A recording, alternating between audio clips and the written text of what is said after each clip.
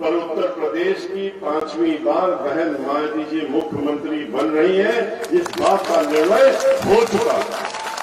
जो अब ये 7वां चरण चल रहा है, ये तो खाली और मजबूती देने के लिए चल रहा है। एक तरफा जिस तरीके से 10 फरवरी से चला था हाथी, जिस दिन पहला मत पड़ा था, पहला वोट पड़ना हुआ था, उसके बाद से जो उसने अपनी हाथी ने अपनी चाल तेज की है, पहले चरण, दूसरा, तीसरा, चौथा, पांचवा, छठा करके, और 7वें में जब आपके पास आ रहा है तो इतनी मजबूती से आ रहा है कि अब वो जा करके 10 तारीख को लखनऊ में ही रुकने का काम करेगा, जब वो बहन मायावती जी को उत्तर प्रदेश का 5वीं बार मुख्यमंत्री बना देगा। आपको ये आपकी विधानसभा, इस विधानसभा का नंबर क्या है? विधानसभा जिला सोनभद्र और दुबई की विधानसभा, लेकिन नंबर इसका है 403। उत्तर प्रदेश में विधानसभाएं कितनी है? 403। विधानसभा में आज जो आप लोग जिस तरह से एकत्रित हुए और जिस तरह से आप लोगों में जोश है और जिस तरह से हमको स्वयं मालूम है कि सोनभद्र और यहाँ के चाहे दुद्दी हो, चाहे ओबरा हो, चाहे अन्य स्थान हो, वो बहन मायावती जी की निगाह में किस तरह से सबसे ऊपर के नंबर में पहले भी रहे हैं और अभी भी रहे और अभी भी है। तो ये 403 वाली विधानसभा अब नंबर 1 की विधानसभा हो जाएगी, जब आप लोगों का वोट एक तरफा बहुजन समाज पार्टी को पड़ेगा और बहन मायावती जी उत्तर प्रदेश की मुख्यमंत्री बनेगी। ये आखिरी विधानसभा नहीं कहलाएगी, गिनती के बाद ये पहली विधानसभा कहलाएगी, क्योंकि सबसे ज्यादा वोटों से, बुद्धि से और यहीं से जीतने का काम अब की बार बहुजन समाज पार्टी के प्रत्याशी का, लोकप्रिय प्रत्याशी जो आपके बीच में है, उनका होगा। आपके बीच में आपने देखा एक बहन मायावती जी, उन्होंने चारों तरफ विकास का काम किया, कोई क्षेत्र नहीं छोड़ा। उन्होंने आपका क्षेत्र खास तौर से देखा था, कैसे उन्होंने यहाँ पर जो नक्सलवाद, ये बात, वो बात, तरह तरह की बातें कही जाती थी कि उत्तर प्रदेश में इस क्षेत्र में तो कोई जा नहीं सकता, शाम को निकल नहीं सकता, पहुंच नहीं सकता। उन्होंने सारी चीजों को समाप्त करते हुए जो लोग इस तरह के थे उनको उनकी सही जगह पहुंचवाते हुए और इस क्षेत्र को उन्होंने रोशनी देने का काम किया, रोशन करने का काम किया, लोगों को अपना उनका अधिकार देने का काम किया। जंगलों में जो लोग रहते थे उनको अपनी जमीन का अधिकार बहन मायावती जी ने उसी प्रकार से दिया, जैसे भूमिहीनों को पूरे उत्तर प्रदेश में 3-3 बीघे का 3-3 एकड़ के पट्टे काट करके, और जो जिनके पास घर नहीं थे, जो झोपड़ी में रहते थे, उनको झोपड़ी से निकाल करके बहन मायावती जी ने अपने पिछले कार्यकाल में 2-2 कमरे के पक्के मकान दिए थे और वो भी मुफ्त देने का काम किया था। इस तरह का काम बहन मायावती जी ने किया। और अब की बार आपके क्षेत्र में जो भी समस्या, जो भी चीजें बच गई हैं, वो निश्चित रूप से अब की बार उसकी जिम्मेदारी मैं आश्वस्त करता हूं कि उसकी जिम्मेदारी आपके माध्यम आप तो लेंगे ही, लेकिन मैं भी लेने का काम करूंगा और आपकी बातों को बहन मायावती जी तक पहुंचाने के साथ साथ में यहाँ आपकी जितनी भी इस क्षेत्र की समस्याएं हैं उनको दूर कराने में मैं भी आपका पूरा कंधे से कंधा मिला करके योगदान देने का काम करूंगा। इस बात के लिए आप आश्वस्त रहेंगे। बहन मायावती जी ने उत्तर प्रदेश में देखिए किस तरह से कानून चलाया था, कानून द्वारा कानून का राज चलाया था। जिसको जो काम करना चाहिए उसको वो काम दिया था। पुलिस वालों को काम दिया जाता है क्या? कानून द्वारा कानून का राज चलाने के लिए, उसमें साथ देने के लिए। अधिकारी किस लिए होते हैं? राज चलाने के लिए, अपने मुखिया को साथ देने के लिए। लेकिन इन सरकारों में क्या हो रहा था? इन सरकारों में चाहे समाजवादी पार्टी की सरकार हो और चाहे भारतीय जनता पार्टी की सरकार हो, इनसे वो काम जो इनको करना चाहिए वो काम न करवा करके और दूसरे काम करवाए जाते थे जो इनको नहीं करने चाहिए थे। गैर कानूनी काम कराए जाते। क्या कोई उम्मीद कर सकता है कांस्टेबल से और एक दलित समाज की बेटी जिसका बलात्कार होता है उसका शरीर उसकी मां को न दिया जाए? जिलाधिकारी को निर्देश एक मुख्यमंत्री दे रहा था बैठ करके लखनऊ से, मुख्यमंत्री खुद बैठ करके दे रहे थे, कह रहे थे कि नहीं, इसमें जो लोग फंसे हुए हैं वो हमारे अपने हैं।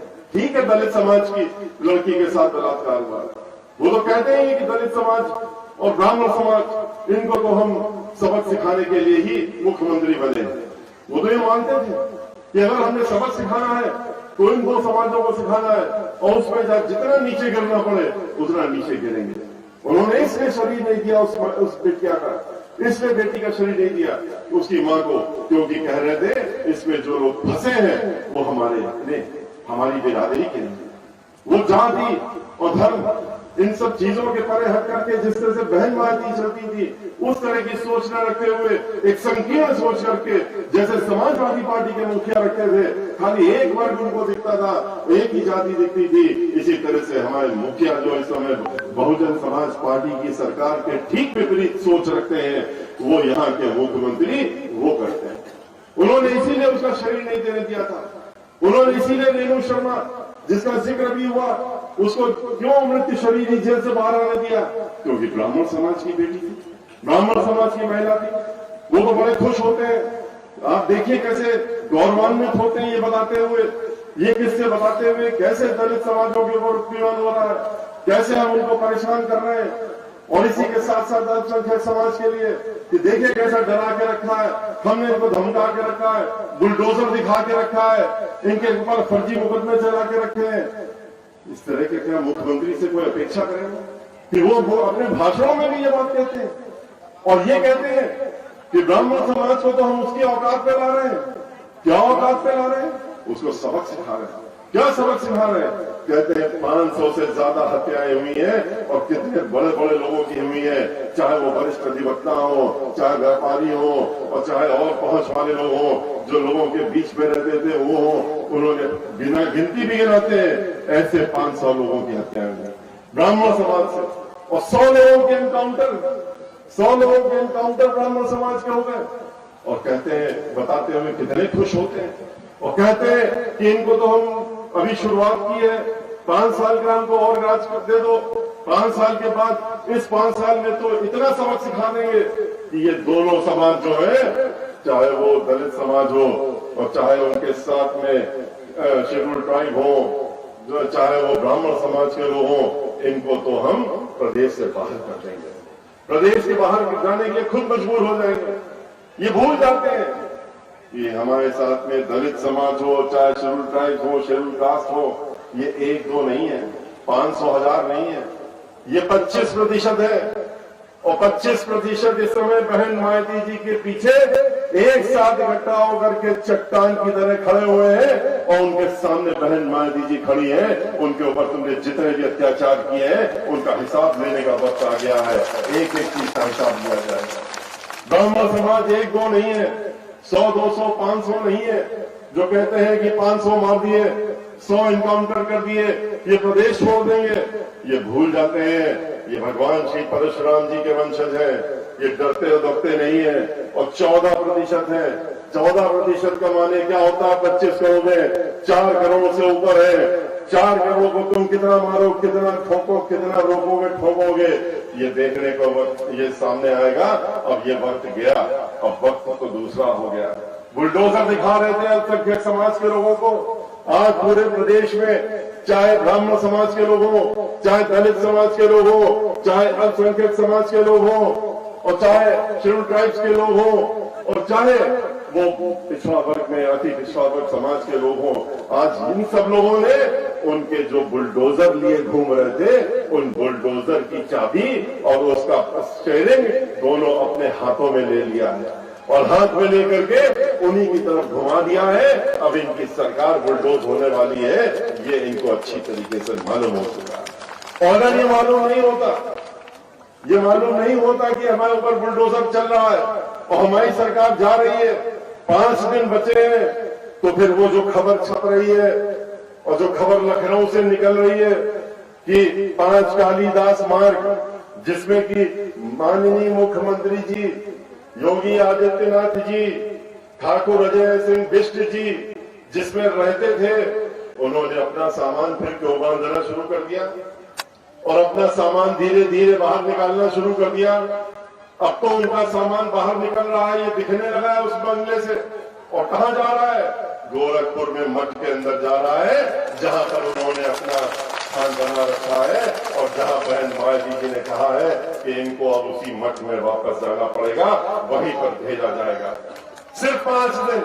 बहुत इंतजार कर लिया आप लोगों ने, बहुत दिन इंतजार कर लिया, बहुत कष्ट उठा लिया आप लोगों ने, बहुत इनका उत्पीड़न सह लिया। समाजवादी पार्टी में भी उत्पीड़न सहा था आपने, तब इनको लेकर के आए थे। समाजवादी पार्टी की सरकार तो जब आती है आप सभी जानते हैं, गुंडागर्दी, माफियागर्दी, डकैती, फिरौती, दहशतगर्दी, लूटमार और बलात्कार, दंगे फसाद ये सब शुरू हो जाते हैं। दंगे फसाद क्यों होते हैं? समाजवादी पार्टी वाले कहते हैं हमने तो 134 दंगे करा दिए, और फिर कहते हैं कि हम 16 दंगे और करा लेते तो 150 का आंकड़ा पार कर लेते। दंगे कौन कराता है? दंगे कैसे होते हैं? दंगे अपने आप नहीं होते। दंगे जो होते हैं वो दंगे कराए जाते हैं, और दंगे कराने का कार्य कौन करता है? दो लोग मिलकर के करते हैं। और यहाँ भारतीय जनता पार्टी और समाजवादी पार्टी मिले हुए हैं, एक दूसरे से मिलकर के ही ये लोग दंगे फसाद कराने का काम करते हैं। और इसीलिए आपने देखा कि किस तरीके से आज जब दंगा हो रहा था मुजफ्फरनगर में, तो हमारे उस समय के तत्कालीन मुखिया जो मुख्यमंत्री थे समाजवादी पार्टी के, वो बैठ करके नाच गाना देख रहे थे, सफाई फिल्मी सितारों का आनंद ले रहे थे। ये वो मुख्यमंत्री है, जैसे ये वाले मुख्यमंत्री है कि अगर हत्याएं होती हैं, अगर लोगों को मारा जा रहा है तो इनको खुशी होती है। देखिए कैसे किसानों के साथ में क्या किया, धोखा देने का काम सबको किया, महिलाओं को किया, नौजवानों को किया, बेरोजगार लोगों को किया, किसानों को भी नहीं छोड़ा। किसानों ने इनको वोट दे दिया इनके कहने से, कहा कि आमदनी 2 गुना कर देंगे। कहां की आमदनी 2 गुना कर दी? 25 रुपए गन्ना का मूल्य बढ़ाया था, वो भी 1 महीना पहले भी चुनाव घोषणा के। 35 रुपए बढ़ाया था समाजवादी पार्टी ने 2017 में, लेकिन बहन मायावती जी ने 125 से 250 करने का काम किया था, अपने कार्यकाल में 2 गुना करने का काम किया था। आज तो जो किसान है उसको अपने खेतों में रात भी बिता रहा, दिन भी बिता रहा, क्योंकि छुट्टा जानवरों से उनको जो छोड़ दिया है इनकी सरकार ने, उसे बचाने के लिए अपने खेतों में पड़ा रहता है। आज किसानों का आंदोलन पूरे देश में किस लिए हुआ था? 4 कानून उनके ऊपर ला दिए। किसान समझ गया कि कैसे 4 काले कानून है, जिसके तहत में उसको पट्टे में जमीन देनी पड़ेगी।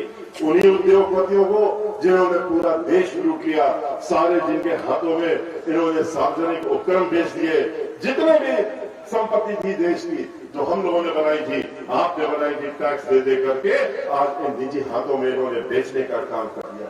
और बेच करके चौतरफा उन्होंने फायदा पहुंचाया और एक तरफ नुकसान पहुंचाया। उनको तो फायदा पहुंचाया कि आधे पौने दामों में बेच दिया, बैंकों में घोटाला करा दिया, 4-4 लाख करोड़ का घोटाला करा करके बैंकों को कंगाल करके बैंक भी उनके हाथ में बेच दिया जिन्होंने घोटाला किया। रेलवे को बेच दिया, लाइफ इंश्योरेंस कॉर्पोरेशन को बेच दिया, तेल कंपनियों को बेच दिया, हवाई जहाज बनाने वाली कंपनी को, बिजली घरों को बेच दिया, सभी चीज को बेच दिया।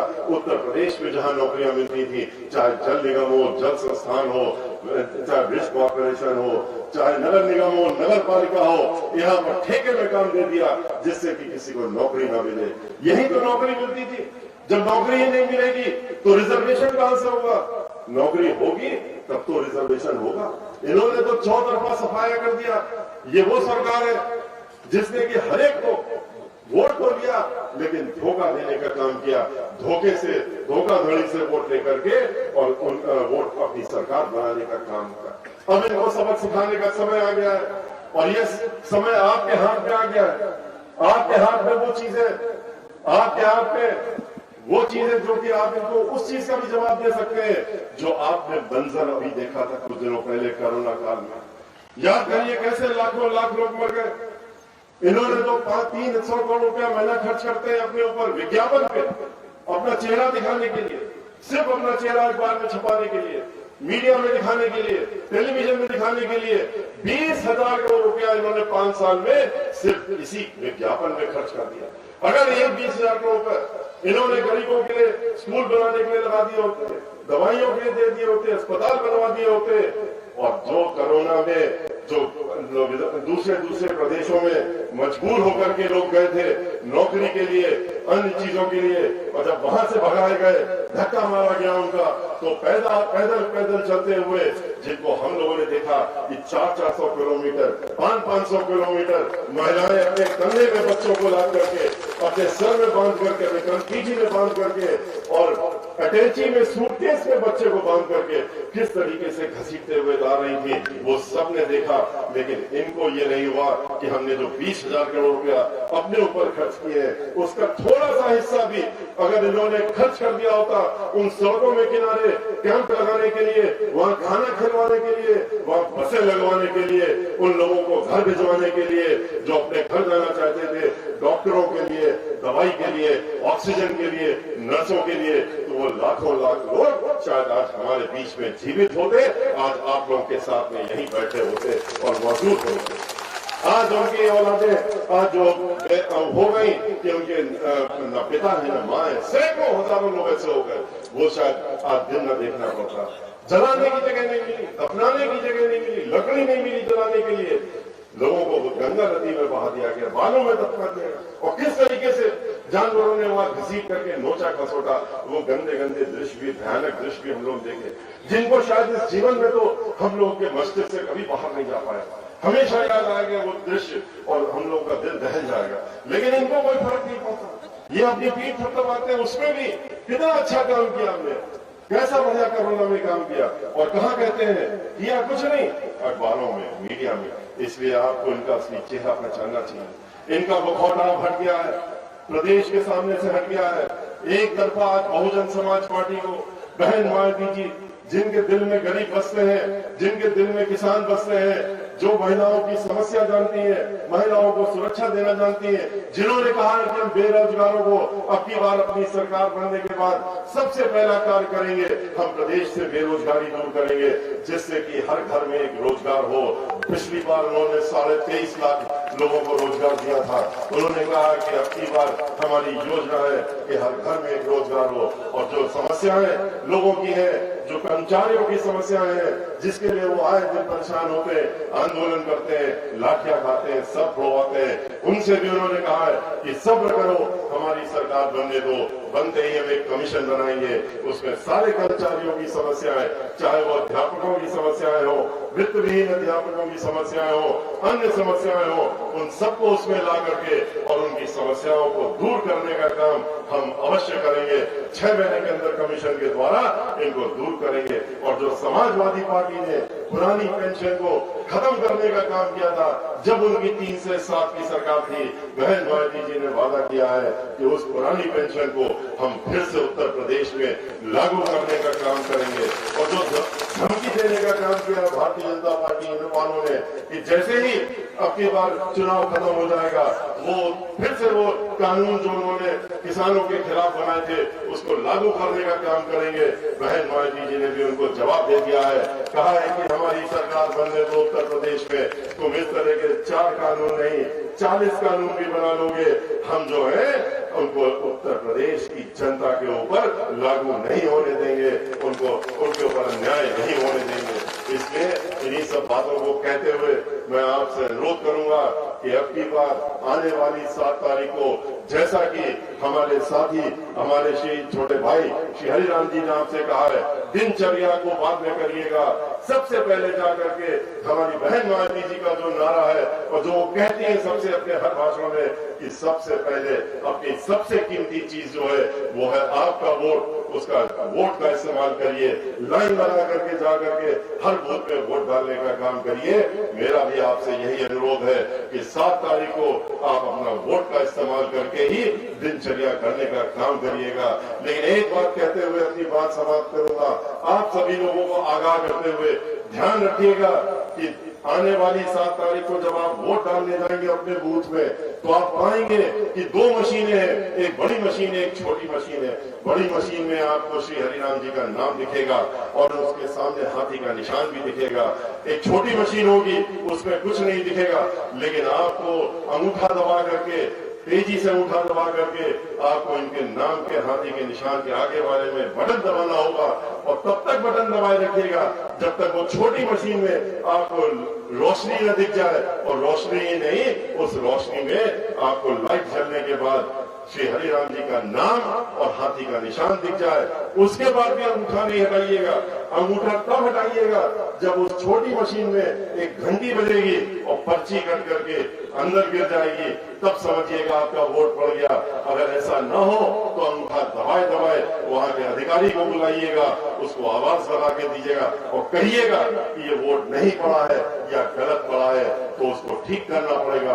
एक बार अगर आपने अंगूठा डाल दिया तो फिर आप वोट नहीं डाल सकते, क्योंकि वो मशीन बंद हो जाएगी और आपका बहुत बड़ा नुकसान हो जाएगा, क्योंकि इसी में आपका भविष्य, आपके आने वाली पुस्तों का भविष्य, आपकी इस विधानसभा का भविष्य, आपके इस जिले का भविष्य, ये सब इसी में निर्धारित है। और जैसा कि आपसे पहले ही कपिल मिश्रा जी कह रहे थे कि आपके हम लोगों के कहने के लिए आप प्रत्याशी हैं, हमारे छोटे भाई जो हैं तो प्रत्याशी के रूप में, क्योंकि इनको सिंबल मिला है, लेकिन सही मायने में आप सब लोग हमारे प्रत्याशी हैं। और आप लोग अगर अपने आप को प्रत्याशी मान लेंगे तो ये हो नहीं सकता कि हरियाणा जी हर घर में नहीं जा सकते, घर घर में नहीं पहुंच सकते अगले 24 घंटे में वोट मांगने के लिए, लेकिन आप अपने को हरिनाम समझ लेंगे तो उसके बाद तो आपकी इतनी बड़ी संख्या, इतनी अपार संख्या में आप यहाँ हैं कि आप घर घर पहुंच जाएंगे, मोहल्ले मोहल्ले पहुंच जाएंगे, गांव गांव पहुंच जाएंगे और अपने लिए वोट मांगने का काम करेंगे। इसी अपेक्षा के साथ में, इसी अनुरोध के साथ में मैं अंत में ये कहते हुए कि जीत तो ये जाएंगे ही, लेकिन इतने भारी मतों से इनको जिताइएगा कि इनके जो विरोधी लोग हैं, हरिराम जी के विरोधी, उनकी जमानत जब्त करा करके और इनको यहाँ पर बुद्धि सोनभद्र से विधानसभा में भेजने का काम आप करिएगा बहुजन समाज पार्टी से। इसी के साथ मैं आपसे अपनी बात समाप्त करता हूँ। जय भीम, जय भारत, जय भारत। बहुजन समाज पार्टी, कुमारी मायावती जी,